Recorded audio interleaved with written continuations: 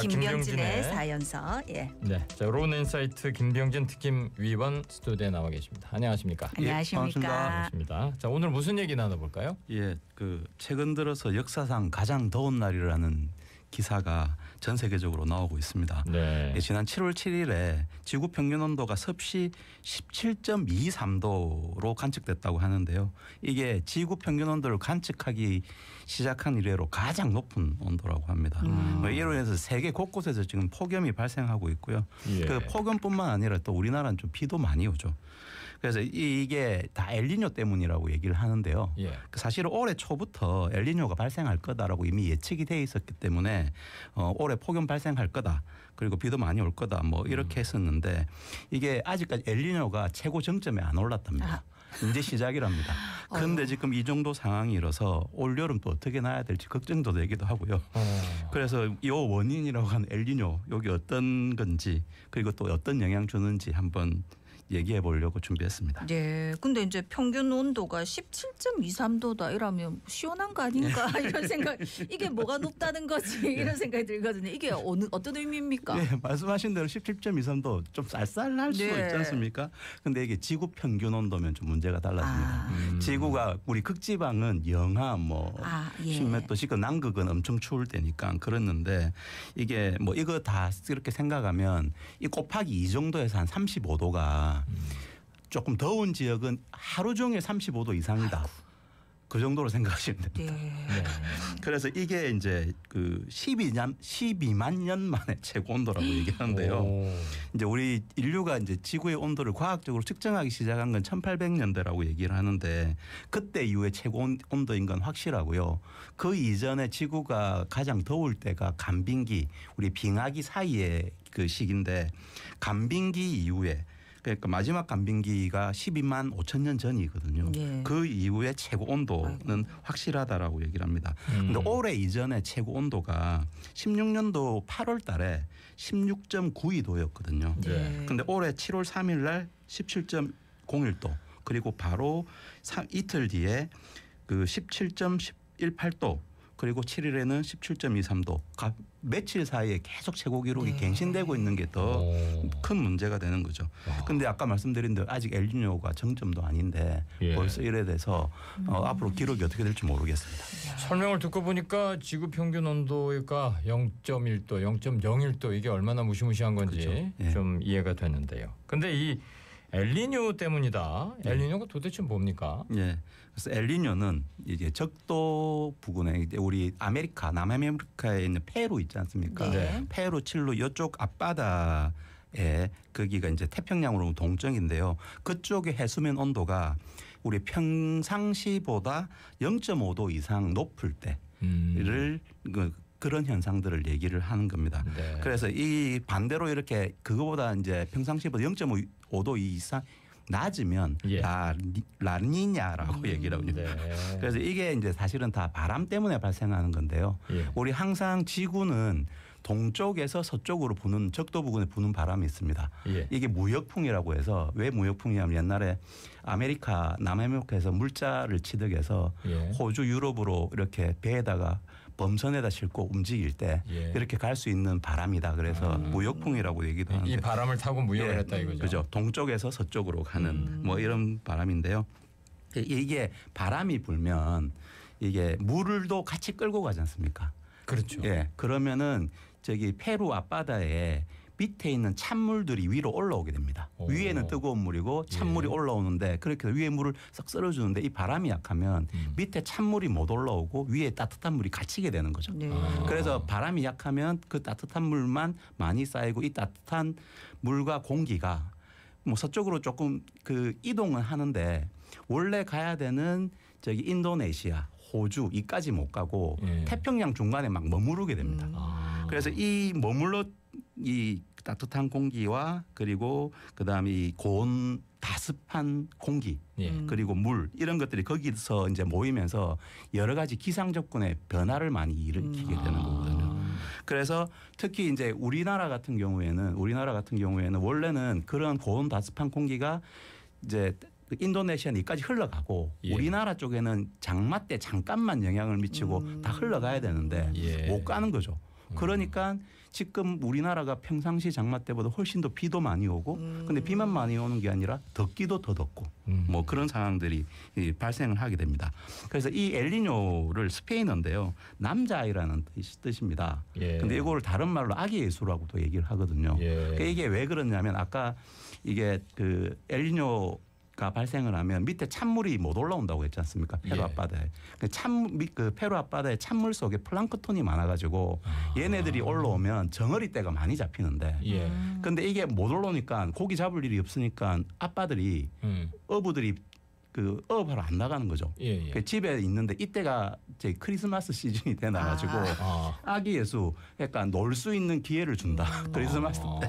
그래서 아기 예수라고도 얘기하는데 미치는 영향은 무시무시한 뭐 그런 걸로 보시면 될 것 같습니다. 그러네요.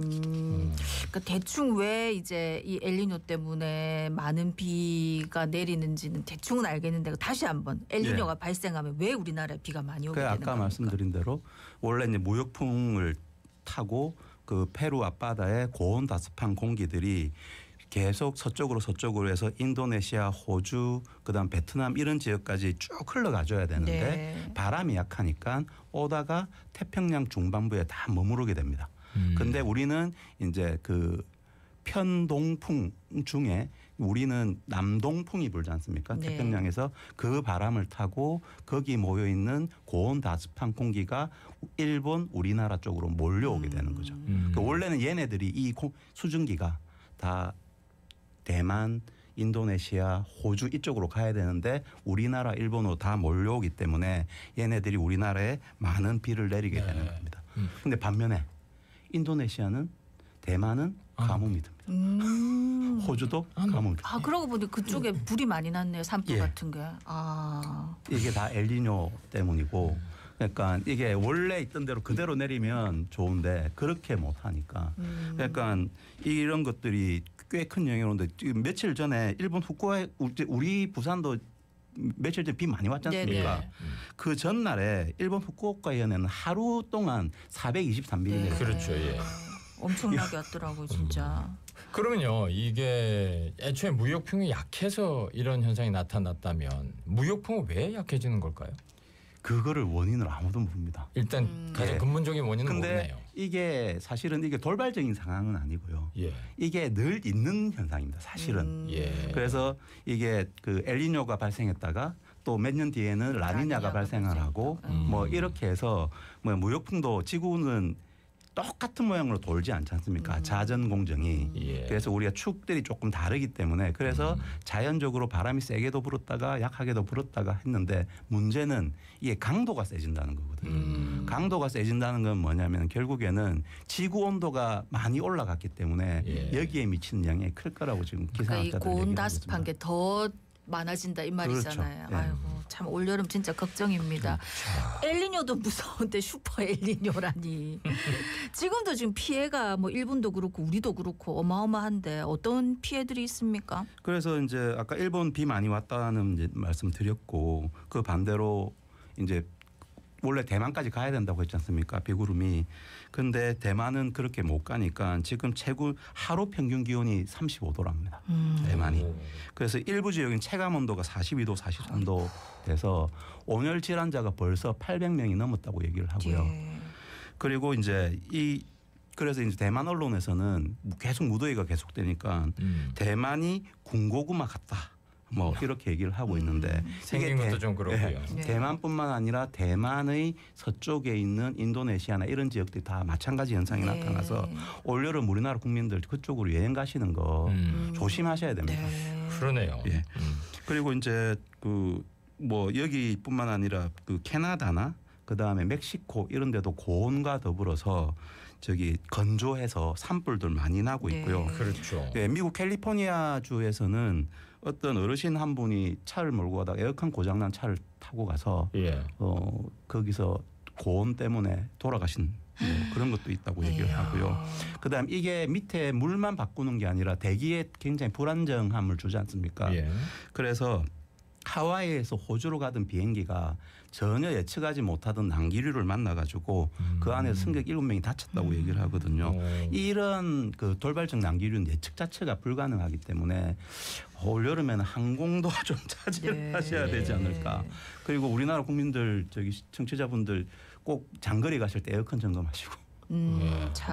무더위 때 이거 계속 하시면 질식이나 온열 질환 갑자기 오시면은 그건 정신 잃으시거든요. 네. 근데 그것도 그거지만 실제로 농사가 잘 안 되면 이게 전 세계적인 식량 위기, 그래서 국제 경제에도 굉장히 영향을 미치지 않을까 싶은데요. 예, 맞습니다. 그게 지금 제일 심각한 문제입니다. 그래서 아까 말씀드린 대로 비가 내려야 될 때 못 내리고, 근데 안 와야 될 때 안 오다 보니까, 그래서 뭐 가장 크게 호주의 밀, 그다음 인도의 설탕, 베트남, 인도네시아 커피, 브라질 커피 이런 것들은 가뭄으로 흉작이 예상됩니다. 네. 그리고 코트디부아르가 뭐 세계 최대 코코아 생산지라고 얘기하는데 여기도 흉작이 예상돼서 이미 세계 선물 시장에서는 이미 가격이 폭등하고 있다고 얘기를 하고요. 그다음에 이제 이런 농업뿐만 아니라 제조업에서도 우리가 세계의 공장이라고 하는 중국이나 베트남 이런 데가 여름 되면 전기를 많이 써야 되니까 여기 그 공장이 가동이 정지될 확률이 있습니다. 그런데 이게 이제 생산하는 것뿐만 아니라 물류에도 영향을 준다고 얘기를 하는데요. 우리가 아메리카 대륙을 넘어오기 위해서 파나마 운하를 넘어가게 되는데 이 파나마 운하에 그 물을 채워서 배를 보내는 물을 옆에 호수에서 끌어오게 되는데 호수가 가뭄이어서 끌어올 물이 없답니다. 그래가지고 그 파나마 운하를 통과하는 선박수를 조정을 하게 되는데 이 파나마 운하를 통과 못하면 배들이 돌아와야 되기 때문에 엄청나게 운송비가 증가를 하거든요. 그렇죠. 그래서 이게 세계적인 물류 비용 증대로 이어지게 되고 그래서 미국의 다트머스 대학이라는 데서 이제 경제학의 학과에서 그 이 엘니뇨로 인한 경제적 손실을 예측을 했는데요. 21세기에 엘니뇨 때문에 경제적 손실이 84조 달러. 숫자로는 우리나라 원화로는 11경원. 예? 아이고야. 그래서 경원 우리는 잘 몰라서. 그러니까. 1년으로 100년을 나눠보니까 1년에 110조 원. 엄청난 손실이 발생합니다. 일단 뭐 경 이런 거도 진짜 전설 속에 존재하는 숫자인 줄 알았는데 이게 어마어마하네 진짜. 정말 엄청난 경제적 손실인데 근데 이런 무더위, 폭우 이런 이상기후 때문에 또 다른 문제들도 발생한다 아닙니까? 재산적인 손실 이런 것들 뭐 발생하는 너무 당연한데요. 우리 작년에 이제 뭐 IPCC 실무 보고서 뭐 잠깐 얘기할 때 잠깐 말씀드린 적이 있는데 이렇게 폭염이 계속되면 그리고 비가 많이 오면 짜증나지 않습니까? 네. 그러니까 이게 우리 상식적으로 생각하면 그렇습니다. 그러면 당연히 기분이나 행동 장애가 일어나고요. 그다음에 불안, 우울감 이게 늘어나고 그래서 이게 과학적으로 실제로 폭염이 계속되면 자살률이 증가한답니다. 그런 것들이 있고요. 그다음에 한번 기후재난을 한번 입으면 이게 트라우마로 오지 않습니까? 그래서 한번 수해를 입으신 분들은 비가 조금만 와도 가슴이 두근두근하고 이렇게 정상적인 생활을 못하게 되고 이런 생활들이 반복하게 되면 가정 내 폭력이나 성폭력도 증가한다고 하고요. 그다음에 이런 것들 뭐 모기나 이런 그 콜레라 이런 전염병들도 발생 확률이 커서 이런 부분들에 대해서는 국가 사회적으로 조금 미리 준비를 해야 될 것 같습니다. 요즘에 그 묻지마 사건이 많이 일어나고 있는데 이것도 그 기후 위기의 영향일까요? 영향이 분명히 있을 거라고 생각합니다. 그러게요. 자 그렇다면 이런 엘니뇨를 좀 막을 수 있는 방법은 없겠습니까? 사실 이거 아까 말씀드린 자연적인 현상이니까 막을 수는 없는데요. 지구 기온이 높아지는 건 막을 수 있죠. 그게 우리가 탄소 배출 줄이고 친환경적으로 살아가고 이런 것들이 대안이 될 수 있을 거라고 생각합니다. 네. 그러니까 지구 온난화 막는데 진짜 니네 할 거 없이 다 나서야 된다. 지금 너무 급한 상황이다. 전 세계적으로. 누가 해주지 않고 우리가 해야 되는 문제입니다. 이제 방금 느낀 거는 우리가 이제 어떤 주제로 이야기를 나누다 보면 한참 깊이 있게 나누지만 결국에는 원점이에요. 결국에 탄소를 줄여야 된다. 근데 말은 그렇게 하는데 사실은 지금 당장에 뭘 노력을 해라 하면은 하기 힘든다 아닙니까? 그러니까 오늘 당장 우리 개인뿐만이 아니라 뭐 지자체, 정부, 전 세계가 진짜 하루빨리 나서야 되겠다는 생각 다시 한번 합니다. 오늘 말씀 여기까지 듣겠습니다. 고맙습니다. 감사합니다. 예, 감사합니다. 네, 지금까지 로운인사이트 김병진 특임위원이었습니다.